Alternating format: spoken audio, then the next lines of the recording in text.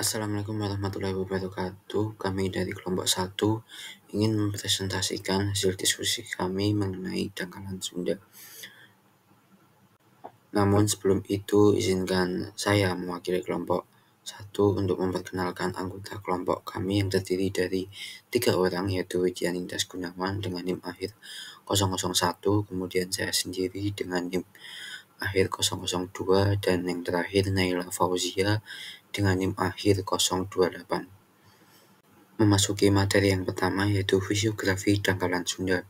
Dangkalan Sunda merupakan perpanjangan ke selatan dari daratan Asia Tenggara dan termasuk ke dalam perairan dangkal dengan rata-rata tidak lebih dari 100 meter. Kawasan ini mencakup seluas 1,85 juta kilometer persegi dengan daratan utama yaitu Semenanjung Malaya, Sumatera, Jawa, Madura, dan Bali, serta pulau kecil di sekitarnya. Sedangkan laut-laut di dangkalan Sunda terdiri dari Teluk Thailand, Selat Malaka, bagian barat Laut Cina Selatan, Laut Jawa, dan bagian barat daya Selat Makassar. Pada relief dasar dangkalan Sunda dapat dibedakan alur sistem drainase bawah laut seperti sistem sungai di Selat Malaka, sistem sungai di Laut Cina Selatan, dan sistem sungai di Laut Jawa. Kemudian masuk ke sejarah dan pembentukan dangkalan Sunda.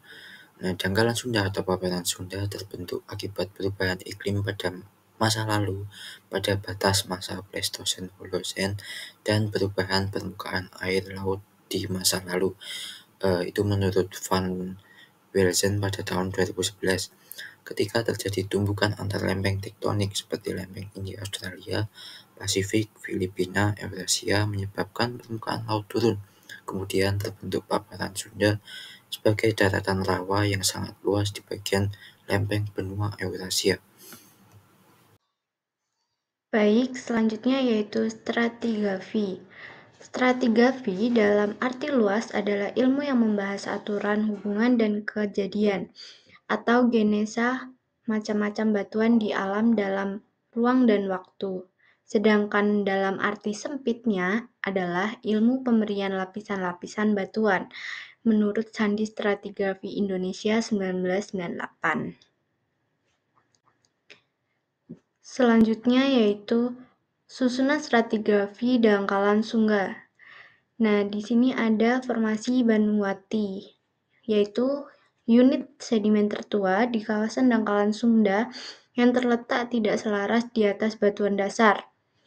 Batuan ini diperkirakan diendapkan pada Eosen akhir hingga Oligosen awal, yang terdiri dari pengendapan kontinental, termasuk di dalamnya adalah sedimen lempung, lakustrin, alluvial fan, dan fluviatel. Selanjutnya ada stratigrafi tersier.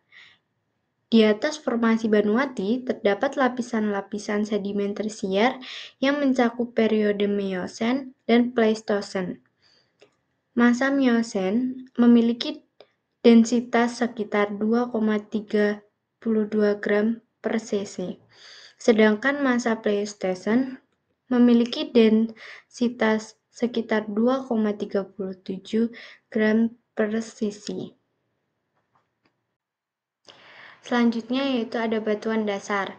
Menurut Koesoi Madinata 2004, batuan paling tua dalam dangkalan Sunda adalah batuan dasar dan lapisannya paling bawah yang terdiri dari metamorf.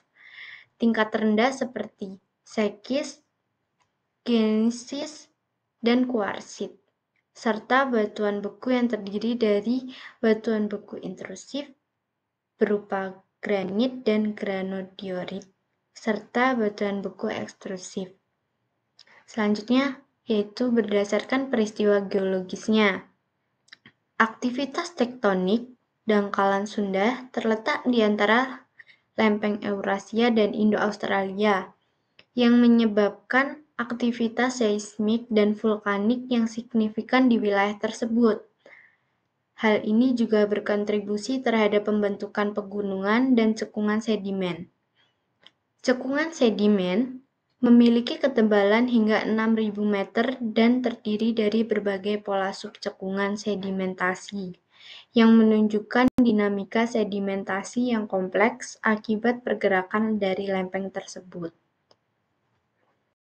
Selanjutnya yaitu pengaruh dan proses vulkanisme.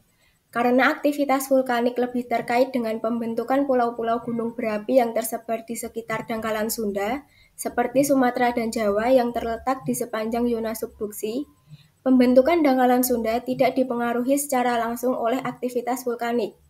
Letusan gunung berapi di sekitar wilayah dangkalan Sunda dapat mempengaruhi ekosistem dan lapisan sedimen yang menumpuk di atas dangkalan. Tetapi pembentukan utama dangkalan Sunda disebabkan oleh aktivitas tektonik dan penurunan permukaan laut selama periode glasial. Saat permukaan laut turun, wilayah dangkalan Sunda adalah daratan besar yang menghubungkan pulau-pulau besar seperti Sumatera, Jawa, dan Kalimantan dengan daratan Asia. Ketika es mencair dan laut naik, sebagian besar wilayah tersebut terendam, menyisakan pulau-pulau yang kita kenal sekarang. Produk proses geologi geomorfologi. Proses geologi geomorfologi di dangkalan Sunda dan pulau-pulau kecil di sekitarnya menghasilkan berbagai bentang alam. Secara geomorfologi, daerah ini terbentuk oleh aktivitas tektonik dan vulkanik akibat interaksi lempeng Eurasia dan Indo-Australia. Contoh hasilnya adalah pulau-pulau vulkanik dan cekungan laut dangkal.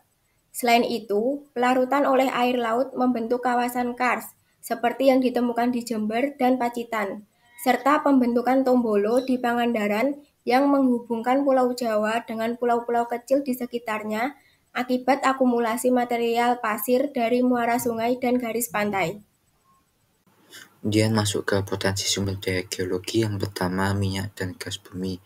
Nah, dangkalan Sunda ini termasuk cekungan utama di Asia Tenggara dan telah menjadi kawasan utama untuk eksplorasi dan produksi minyak bumi. Contohnya di daerah Sumatera Utara, Sumatera Tengah, dan Natuna yang memiliki cadangan minyak dan gas bumi yang melimpah.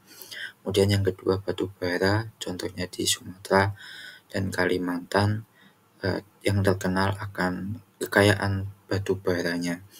Kemudian juga ada Provinsi Kalimantan Timur dan Selatan yang merupakan penghasil batu bara utama di Indonesia. Kemudian ada potensi panas bumi. Nah, kawasan dangkalan Sunda juga memiliki potensi panas bumi yang besar, terutama di pulau-pulau yang terdapat aktivitas vulkanik seperti di daerah Sumatera dan Jawa. Nah, energi panas ini dapat menjadi sumber energi terbarukan yang potensial di wilayah dangkalan Sunda. Kemudian selanjutnya ada timah. Pada contohnya di Indonesia pada Pulau Bangka dan Belitung dianggap sebagai penghasil timah terbesar di Indonesia bahkan sejak zaman kolonial dan sampai sekarang terus menjadi sumber utama timah di Indonesia. Kemudian yang terakhir ada nikel dan logam lain.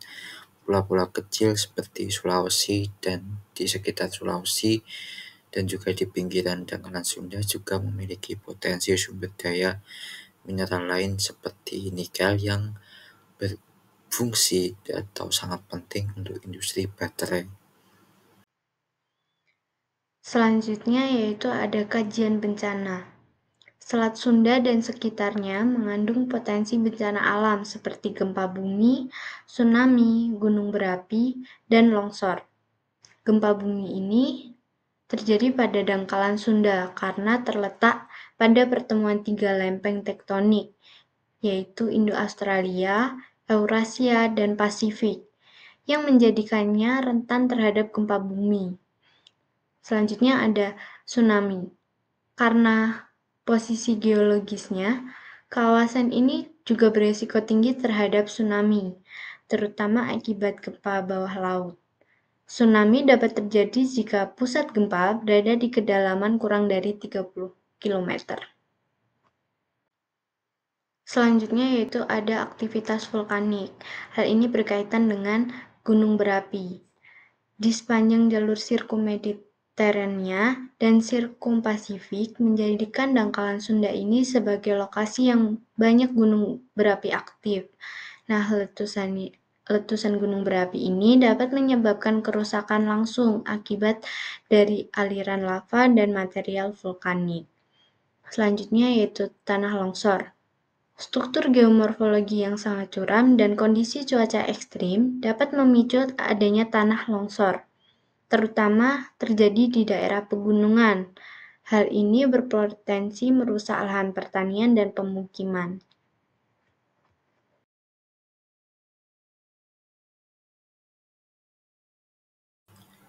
Baik, kiranya cukup sekian dari presentasi kelompok 1 mengenai dangkalan Sunda.